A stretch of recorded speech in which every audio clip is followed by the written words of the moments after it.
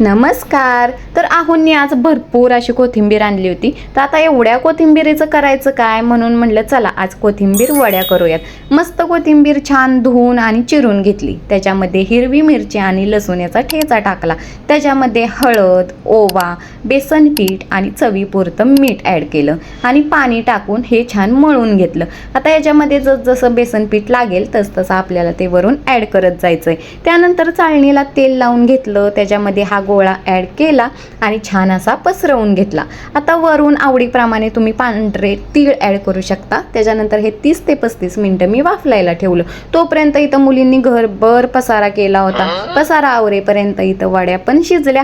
त्याच्यात छान अशा चौकोनी असे मी काप करून घेतले आणि मस्त असे डीप फ्राय करून घेतले. डीप फ्राय केल्याने छान अशा मस्त खुसखुशीत होतात. तर चला आजचा व्हिडिओ आवडला असेल तर प्लीज चॅनेलला सबस्क्राईब करा. भेटूया पुढच्या व्लॉगमध्ये. तोपर्यंत